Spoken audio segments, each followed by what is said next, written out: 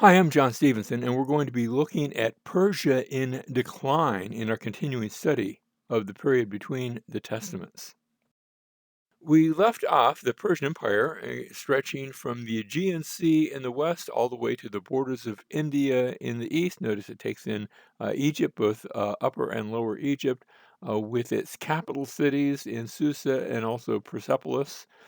Darius the Great had brought the kingdom of Persia, the empire, I'm going to call it, to this extent. He had left that to his son Xerxes. Remember, Darius had tried to invade Greece. That hadn't worked so well. Xerxes makes a much bigger attempt, an overland, all the way into Greece, actually captures Athens and burns it to the ground, but ultimately is pushed back out. And now his son Artaxerxes, and there's going to be a few of them, so I'm going to refer to him as Artaxerxes the First. Artaxerxes comes in 465 BC.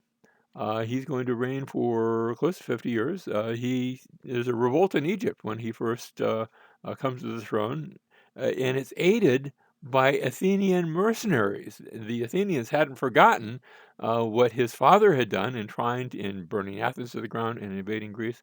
So they're naturally going to be on the side of anybody that's against Persia. And so Greek mercenaries, Athenian mercenaries, are down in Egypt fighting against Persia. And now Artaxerxes is going to develop a new policy toward the Greeks. He, he's going to financially support the enemies of Athens. Anybody that Athens doesn't like is going to get military loans and things like that. And so he's not going to go in and try to attack Athens again. He's not going to go in, but he's just going to give money and help and aid toward those that don't like Athens. We can think of this as a Cold War, in a sense. And he gives sanctuary to Themistocles. Now remember, Themistocles had been the Athenian hero at the Battle of Salamis, who even before that battle, who had heard the oracle at Delphi say, Athens should trust in her wooden walls. And he had said, well, that means we need to build up the navy. And that had worked in driving the Persians out. Well, at a later date, he was ostracized. Now, I have to explain that term, to ostracize somebody. When you ostracize somebody, that means you sort of shun them and don't have anything to do with them. And Athens, what they would do, periodically, they would have an election to find out who was their most popular person, and they didn't want anybody being popular because that person might become a tyrant. And so they would all vote by putting the name of the most popular person on a piece of ostraca, that is a piece of broken pottery. That's what they would use for paper. They didn't have paper at hand. And Themistocles had won the vote, and that meant he had to leave. They would banish that person, and Themistocles was banished, and found himself in the court of Artaxerxes I. And instead of putting him to death, Artaxerxes gave him a place to stay. I could use, people who don't like Athens anymore, or Athenians don't like them. I'm going to give sanctuary to a person like that. Now, it's during this time that Ezra is commissioned, and we have to go back and look at the biblical story. Let's do that. We've actually had, we're going to have 3 different returns to the land. Remember, they had been taken out of the land by Nebuchadnezzar, and the first return is in the book of Ezra, but Ezra's he's not a character there. He hadn't been born yet. So Ezra chapters 1 through 6, beginning around 539, 538 BC, you have Zerubbabel bringing a group of Jews, not all the Jews, they don't all go back, but a group of Jewish people go back to the kingdom of Judah. This is under Cyrus the Great, and the decree had been made by Cyrus that as many as wished could go back and they could rebuild the temple. And they had come back and they had started to rebuild the temple, but then it had been interrupted. We saw this last time. And then the prophets Haggai and Zechariah got up after about, 538, around 520. They get up and so that was about 18 years later. They say, it's time to finish the temple. And the people did. And the temple was completed, and that's all. That story is told in Ezra chapters 1 through 6. You turn to Ezra chapter 7, and you immediately jump forward a number of years. Notice this is something like 70, 80 years, you jump forward um, to the second return. Now, Ezra himself is a character there, and Ezra is going to bring back another group of exiles, of returnees, and then after him, about 10 years later, Nehemiah. And his story is told in the book of Nehemiah. Now, we look at Ezra and Nehemiah, they are two separate books. Actually, the Jews thought of those as sort of part one, part two, two stories that are joined at the hip. And I can see why. Where Nehemiah brings still a third group back, and this is about, 12, 14 years later. And so he brings this third group back, and it's Nehemiah that rebuilds the walls of the city of Jerusalem, a city that had no walls. Now, both the second and the third return all take place under Artaxerxes. I'm going to give you his nickname, Longimanus. This is Artaxerxes, the son of Cyrus, and whereas in the second return, they had permission to return and to establish, and actually the worship was already there, but to actually fix the temple worship, there were some things they weren't getting quite right. There were some things that had been sort of put on hold. And so they go back, and Ezra he's able to read. He's both a scribe and a priest, and he's able to read the scriptures, and they have Bible studies on how to do it right, and they do. Not everything is necessarily correct, because there's going to be some problems even going back to even in Nehemiah's day, but he's getting them back on track. And then with Nehemiah, as we said, he has permission to rebuild the walls of Jerusalem, and they do that in record time. Actually, 52 days, they rebuild the walls. Now, the prophet Malachi is around this time. He might be a little bit later. Our problem with the book of Malachi is that it doesn't give any specific dates. So we say around the time of Nehemiah, or maybe I suppose it could have been a little bit earlier, but I don't think so. I think it's either in that time or a bit later, because he's going to say some things about divorce.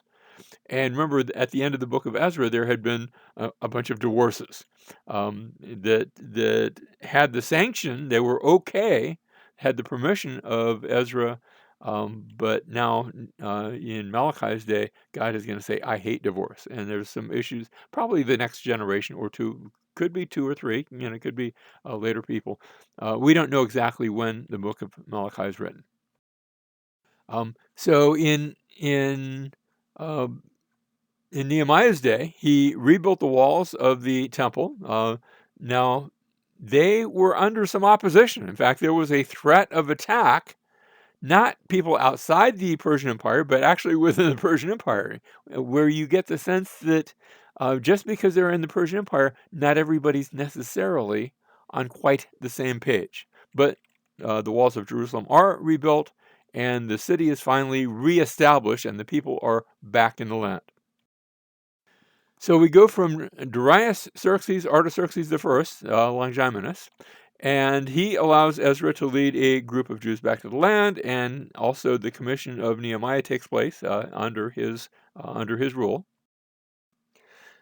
Artaxerxes I has three sons, and they're not going to play nicely together. And after he dies, Xerxes II is murdered by his brother Sogdianus.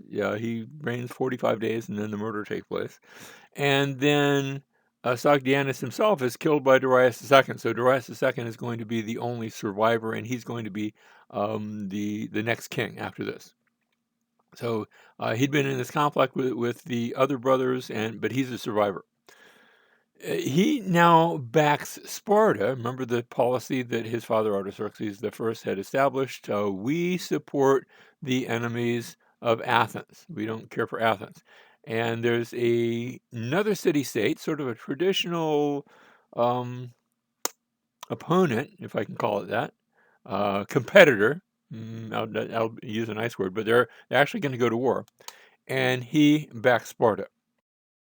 Now, it's around this time that we have in southern Egypt, and I want to mention this because we're having a special focus upon, because this is a class in the intertestamental period, I'm trying to focus on the Jews when they are relevant. There is a island there in the Nile River right around the first cataract, the first waterfall as you're going south. and it's called the Island of the Elephants, or we just say Elephantine Island.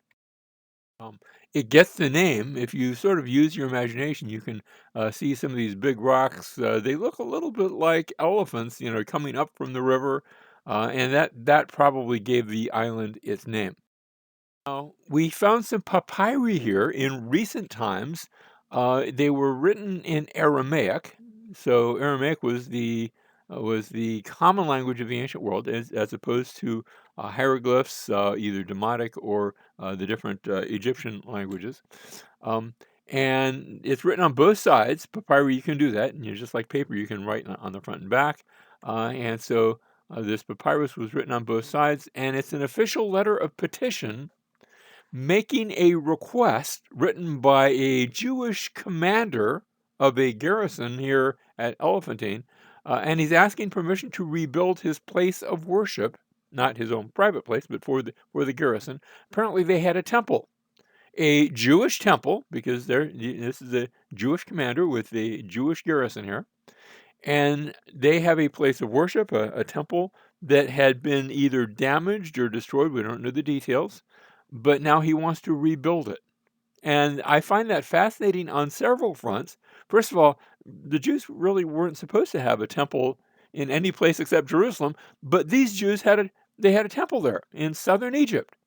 And we don't know what it looked like. Was it fashioned after the Solomon's old temple, and perhaps rebuilt here at a time before the building of the temple, or maybe afterwards? We're not sure. We're not told when. How long had that temple been there? I can't help but wonder: did they have their own accoutrements in there? Was there an altar? Were they doing sacrifices? That's what you did at a temple. Did they have maybe a copy? This is far flung, so don't take this as I'm not stating it's true. I can't help but wonder: did they have their own Ark of the Covenant that they had tried to make a copy of that? And the reason I ask that is because if you take the Nile south, far in the south, you had the kingdom of Ethiopia, Kush they called it. Now today you've got a couple of different countries. You've got modern day Ethiopia and you have the Sudan. Um, but if you go to Ethiopia today, there's a group of people who say, we are Christians, we are sort of connected to both Christ, but also the Jewish people from way back then. And we have the original Ark of the Covenant. Somehow I doubt that's accurate. But I do wonder, is it possible that they might have had a copy of that? And maybe, now this is a big maybe, so I don't know if this is true at all, but could it have come from this temple in southern Egypt? Well, this is written in 407 BC, so we have a time certain as to when this petition is being made. And it was discovered in 1907, January 1st, 1907, and scholars have had that for now over 100 years. Now, meanwhile, um, Athens and Sparta, beginning in 431 BC and lasting, they had no idea it was going to take this long. I think they both envisioned a very quick war. These two city-states of Athens and Sparta, and they had colonies. Actually, some of their colonies were all the way over in Sicily and other places. But these two get into a conflict, and it turns into a long, drawn-out war. And remember, the Persians are giving they're giving support. They're not sending troops, but they're giving money, and I'm not sure if the Spartans needed anything in weapons. And it's an interesting conflict because Athens was the great naval power, and Sparta. They had the reputation for being, a militaristic city, all about fighting and warriors, and so it's the land warriors against the sea power. And so this is Athens versus Sparta. It's sea versus land war. And it seesaws back and forth. That's why it takes such a very long time for one to finally win. And eventually, Sparta's going to win. Now, they don't destroy Athens, but Athens is curtailed, at least in a number of its colonies. And Sparta comes out as the big winner of that conflict. And as I said, Darius II had been supporting them. Now, when Darius dies, He has two sons. You can already see sons don't always get along together, and that's going to be the case here. Artaxerxes the second, he's the older one, so he's the one who initially gets the throne. But his brother Cyrus the third contests him, and war is going to break out in Persia. It will be a Persian civil war between these two brothers. And Cyrus the third is going to hire some mercenaries if Artaxerxes the second is following in the footsteps of Darius. And he's, remember, uh, we, uh, we have supported the enemies of Athens. We've supported Sparta. Well, Cyrus the third actually goes to Sparta and hires some mercenaries, but he also picks up a mercenary from Athens by the name of Xenophon. Um, and he's going to play a part in our story because he's going to come back home and write about his travels and adventures. And this is why we know so much about it, because he's the author who writes about this. The two brothers have their epic battle, their epic confrontation at a place called Cunaxa on the Tigris River, right alongside the banks of the Tigris.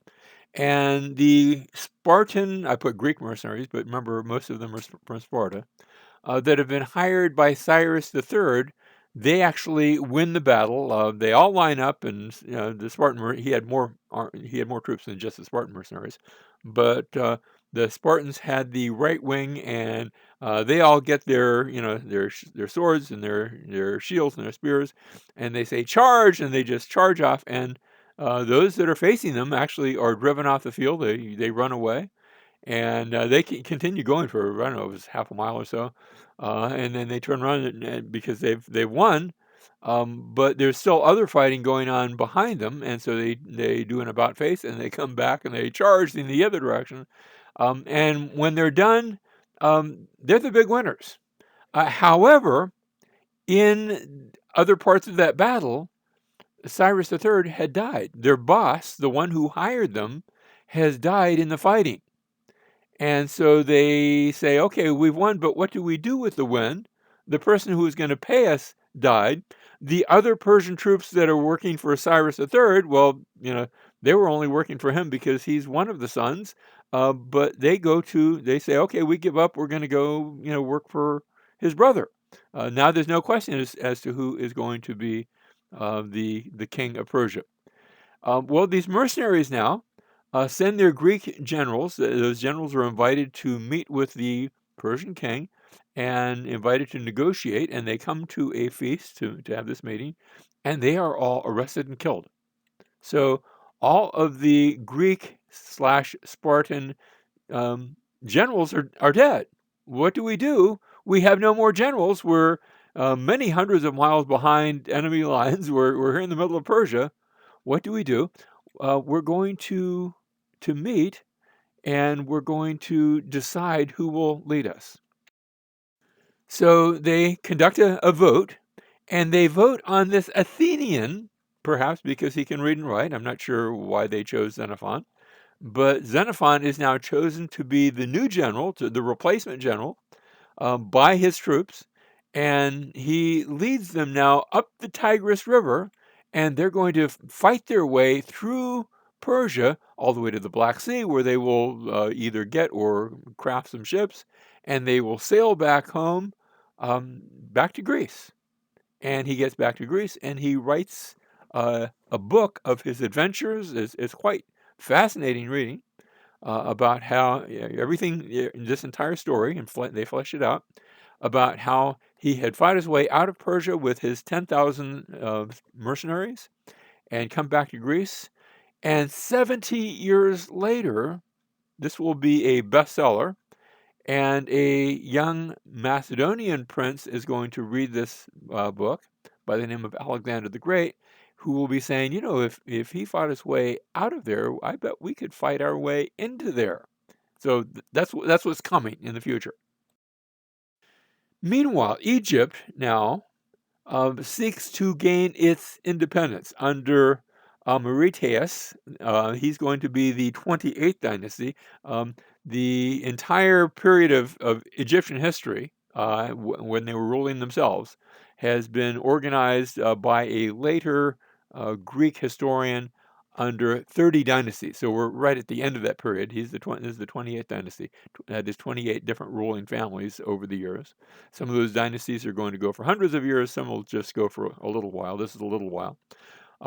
And then Neferetes is going to begin the 29th dynasty, and he's actually going to push out of Egypt, and he is going to extend his rule as far as Joppa, which is a port city and not much of a port, but it was what served for a port in the land of Canaan. And of course, what that does, that makes Judah a border province to Persia and Egypt. Is Judah's still part of Persia, barely.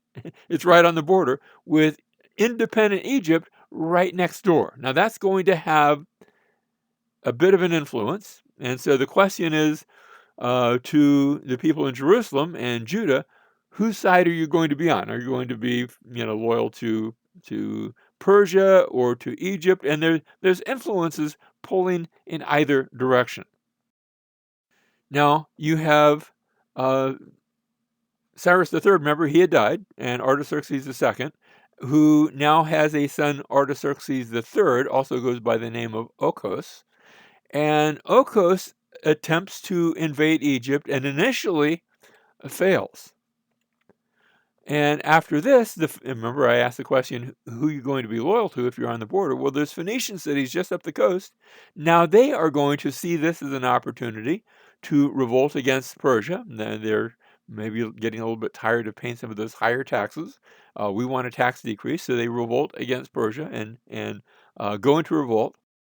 He will respond to that, but meanwhile, when I bring the Jews back into this, you have Jonahan, who is the high priest and who had two sons. The way you become high priest is that your father's the high priest and you're the oldest. He has a son, Yadua is the high priest, but he's got a younger brother, Manasseh, who's also a priest, but he's not the high priest. Sometimes brothers, sort of long for the key position, even though he's not the oldest. Well, Sanballat, the governor of Samaria, just to the north of Jerusalem, um, as you're reading the stories of Ezra and Nehemiah, you find the governor of Samaria very oftentimes wanting to have his little pull, have his little influence, and that's taking place here, where the governor of Samaria has his daughter Nicasco marry Manasseh. So you've got sort of a Samaritan connection with the family of the priest. Not the high priest, but one of the key priests. And now he extends is it an olive branch or however you want to describe it? But he says to Manasseh, look, you're not a high priest, you're just a priest. How would you like to come and work for me and become a high priest at this place of worship that I have here in Samaria? We have places of worship at Shechem and this place, these two mountains, Mount Ebal and Mount Gerizim.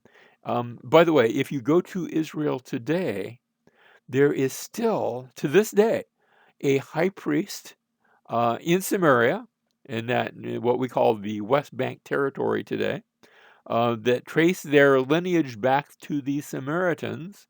They still do animal sacrifices. That's to this day. So this is all taking place at this point. It reminds me a little bit, this portion of the story at least, reminds me of that story back in the end of the book of Judges, where there was a Levite who decided he didn't want to be a Levite anymore. He wasn't a priest. He was from the priestly family, but only Levite. And he had taken a position with somebody from Ephraim to become a priest of a local family, and then had followed the tribe of Dan to become a priest for the entire tribe of Dan. Sort of similar things that are taking place. And I point that out here just to note that those influences, the people of Judah are back in their land, Jews are in the land, and yet there are influences from around them, influences that are connected to Gentiles, both Egypt and the governor of Samaria and the Persians, and all of these things are pulling the people of Judah in various directions. Now, I mentioned Artaxerxes the third had Egypt revolt and then the Phoenicians revolt. Well, he's going to come back and pull them both in. So he first takes care of the Phoenicians, and then from there he goes down to Egypt. And we're finally going to have the Persian Empire briefly reunified.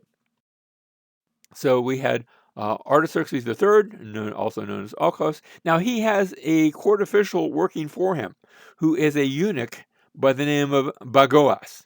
And Bagoas actually has Artaxerxes III, I think maybe he does it himself, poisoned, and his son Arcis now becomes king, and Bagoas is thinking, well, I'll put you on the throne, and you'll do what I tell you to. I think Bagoas, although he can't have any children by himself, because he is a eunuch, he is trying to exercise influence and pull the strings. And so Arcis is going to change his name to Artaxerxes IV. But then when he doesn't keep in line with what Bagoas wants him to do, he's killed by Bagoas.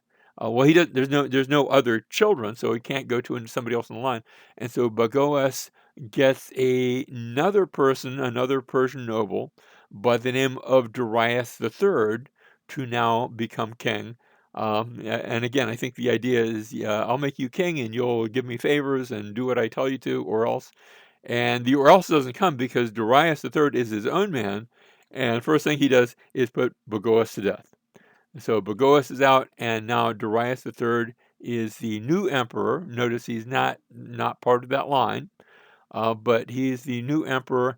And the same year that he becomes emperor, meanwhile, in the far-off kingdom of Macedon to the north of Greece, there is a young prince whose father is assassinated, and now this prince becomes a king, and his name is Alexander, and we know him as Alexander the Great. So Darius III and Alexander come to their respective thrones, and their worlds are about to collide. But we'll see that next time.